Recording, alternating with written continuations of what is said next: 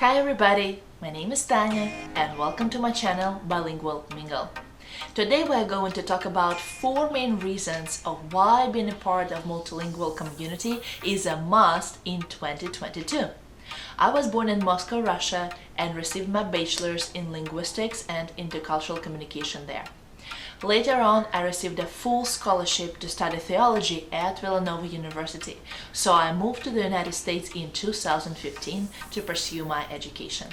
Now, together with my husband, we are raising our 15-month-old son Leon, and the idea to create this channel came to me when I started thinking more about our son being a part of bilingual community, his education that is going to be shaped by his bilingual identity, and the importance of our family being a part of multilingual community in Philadelphia, the city that we live in and so fond of.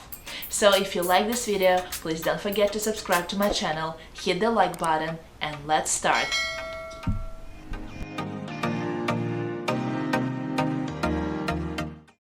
Reason number 1. Being a part of multilingual community could help support multicultural integration in this community. This is the first reason that comes to my mind when I start thinking about this topic. However, based on my personal experience and research that was done on this topic, it's not really easy to achieve.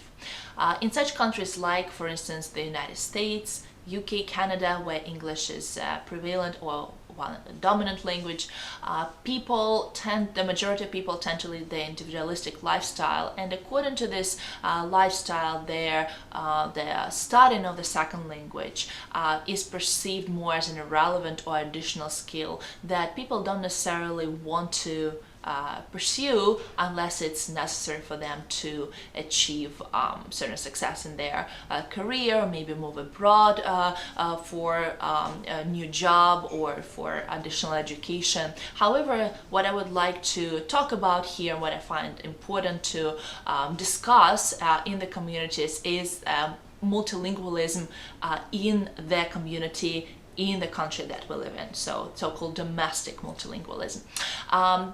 One of the examples that support my observation that people don't really want to study a second language might prevail in their community but not a dominant language is also supported by a lot of studies and research. One of the most recent ones that was done in 2020 in the United States tells us that only about 20% of students at schools were studying second language at any point during their K-12 education, and later on this number decreases to 7.5% when we are talking about students at colleges and universities.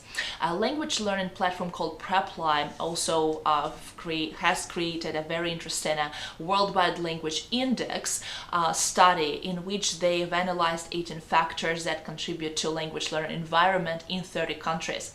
According to the study, the United States ranked last despite the amount of spoken languages in this country. Behind the United States are Canada and UK. So all those 3 countries ranked really poorly for their level of proficiency of second languages and percentage of children taught second language in primary schools.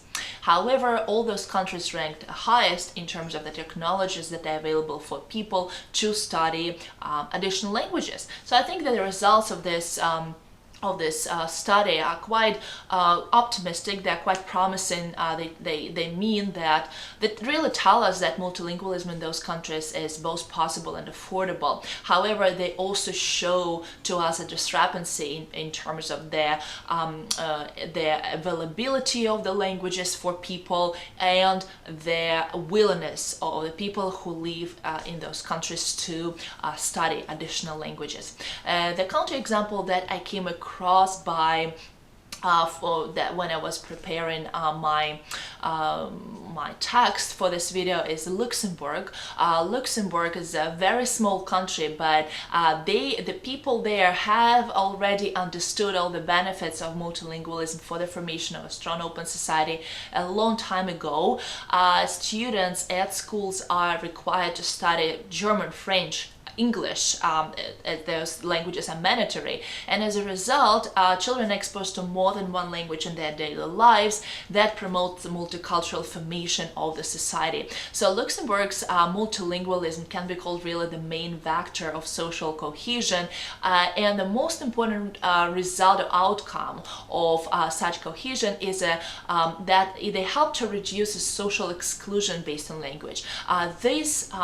This factor, social exclusion based on language, is so important, but really not a lot of people are thinking about it because they might not know the term for it, the right term for it, or very often they don't recognize that it's actually happening, especially if we're talking about immigrant communities. However, social exclusion based on language could prevent people from pursuing certain job opportunities, from becoming parts of certain social groups. So it's a very important factor that I think it should be analyzed, should be discussed, and I think that people should be more aware of it.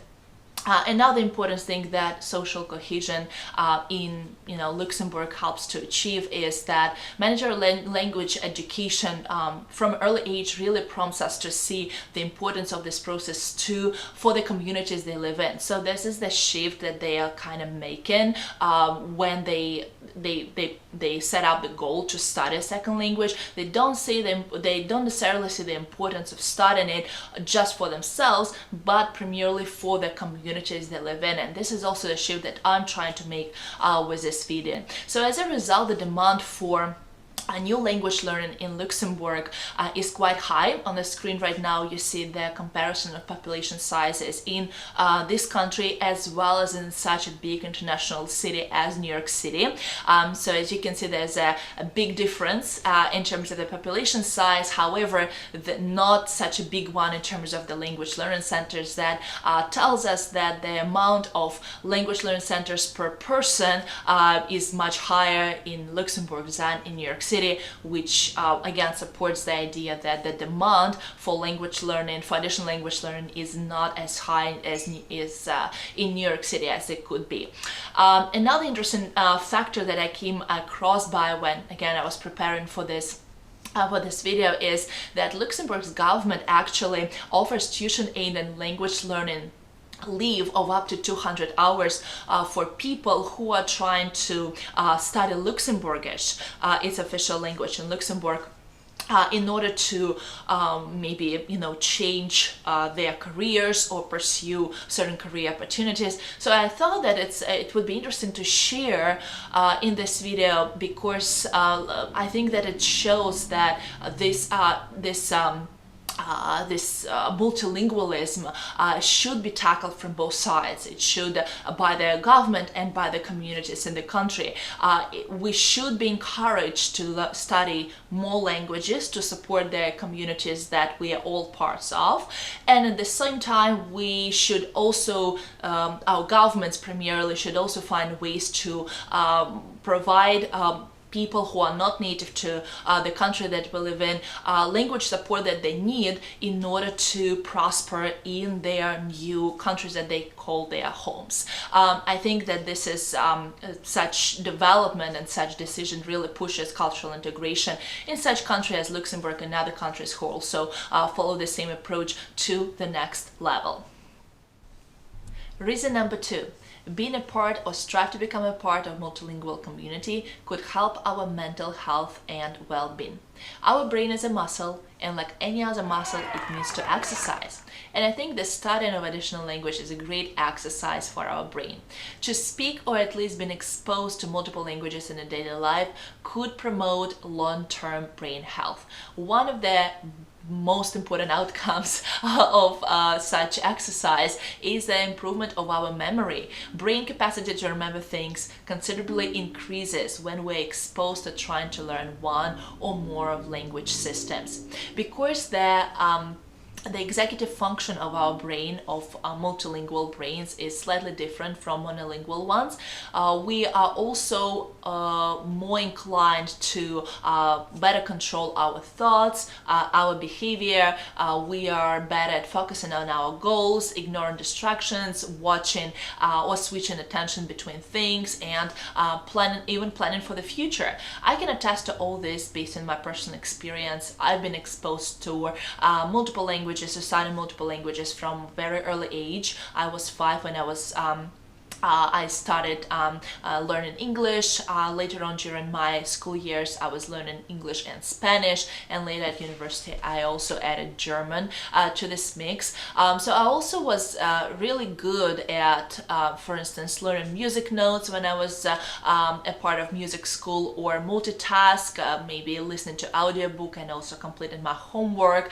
And I also thought that it's just a part of my personality before I started studying linguistics. Later on, when I started studying more and learning more about bilingual brain, I understood that it's definitely one of the benefits of being bilingual. And I know that there are two main camps really exist, that people who support this idea and people who don't. I'm definitely the one who supports this idea because I think that my experience proves it, and I'm actually so interested in it that I want to in the future create a whole separate video about the bilingual brain. So if you're also interested in this topic and would like to learn more about it, please leave in the comment section below for this video your maybe questions or the topics that you'd like me to cover, and I will collect them all and pick the most interesting ones and cover them in one of my future videos.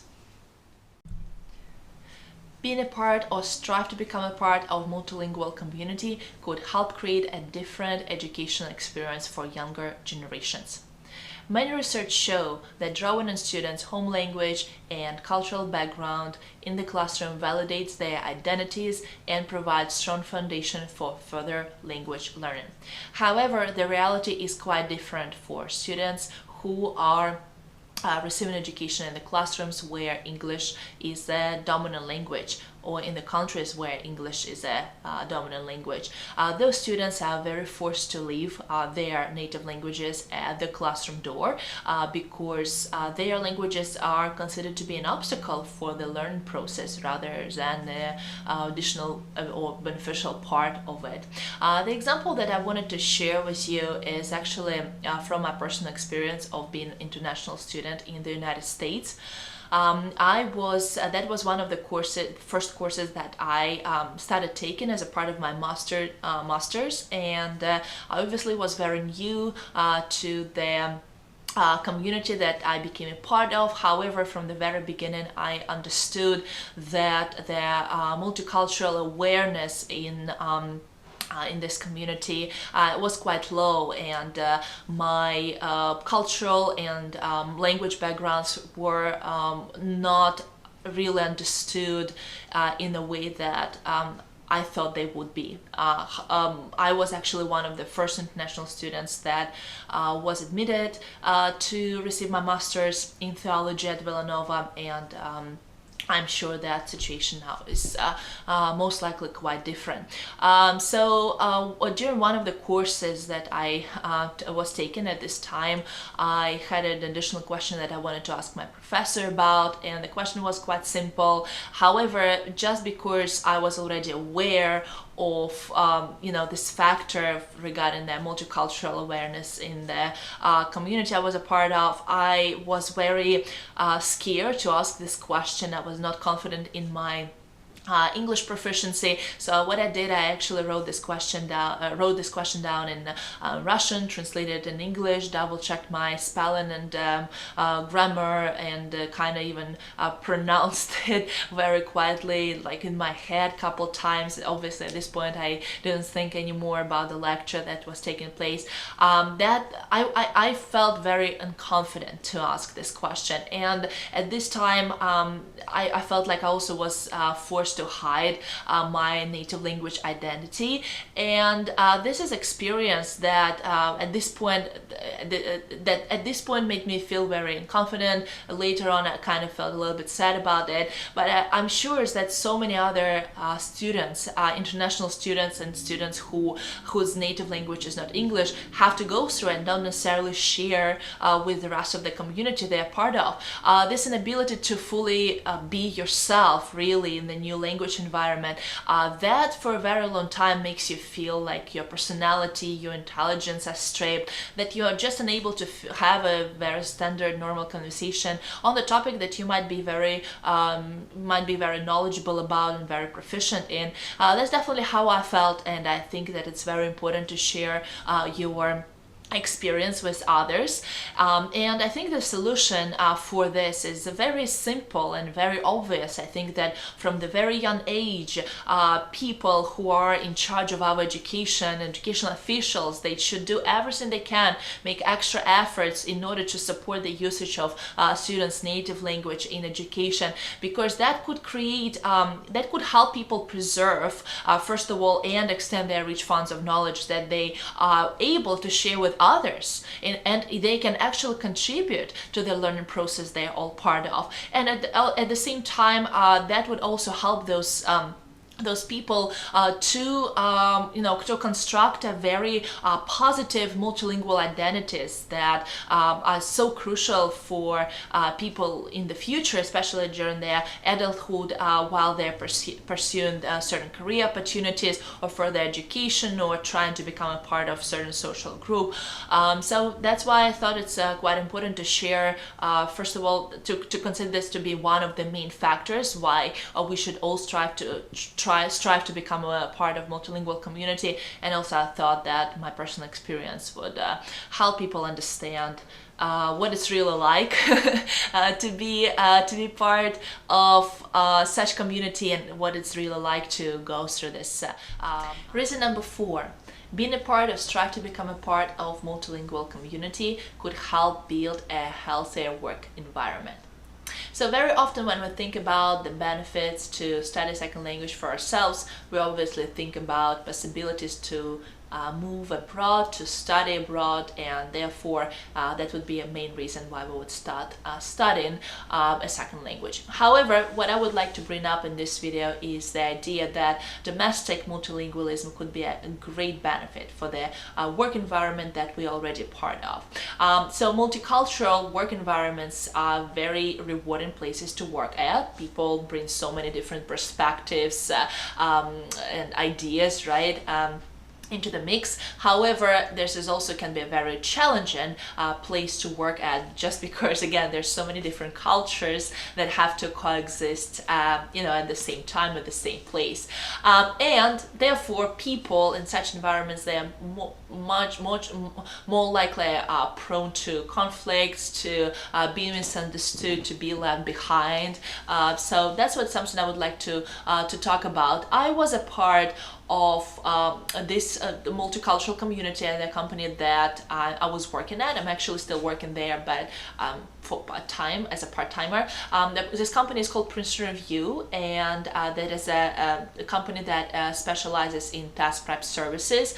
I had a full-time job as account manager, and I was working there part-time as a task prep teacher. I was teaching SAT, ACT, and GRE. I'm still teaching those courses, but as I mentioned earlier, I'm not a full-time worker anymore because I'm taking care of my son right now. So I saw the benefits of being bilingual and being a worker at this company really on a daily basis. I saw that it definitely helped me to increase sensitivity to the cultural lens of others, and to understand, to be more open to the ideas that other people came up with, to be more open to work together with people from different cultures. And I think that I only benefited from it. I'm always open to new experiences, to people who could broaden my outlook, to broaden my perspectives on certain things. So there's only were benefits to me, like being bilingual, right? Being having this multilingual identity. However, I also observed people who were not open to multilingualism, and were not open to broaden their outlook on different cultures, and they were not willing to work together with people from other backgrounds, cultural backgrounds.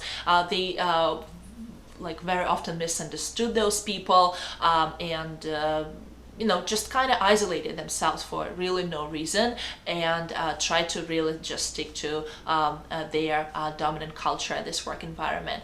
So I think that, again, I truly believe that, just even an example of my company, I truly believe that we are all moving towards this idea that multicultural and multilingual identities and working environments in general should be supported. But I think, again, the same way as education could be done on a broader level, and should be paid more attention to this problem than we are right now, and specifically the upper management of different companies. I think that the same way we're going through the trainings that could that are benefiting our daily working lives, I think the same way can be more trainings can be created that would increase our awareness of other cultures, of our languages that exist in our working environment, how to maybe deal with those people, how to be open to those who are not like us. And I think it could definitely benefit any company, really, in a monolingual country, in a multilingual country. And again, my experience, I think, proves it. So I really hope, guys, that you liked this video. If again you liked it, please don't forget to subscribe to my channel, hit the like button, and I'll see you in the next video. Bye.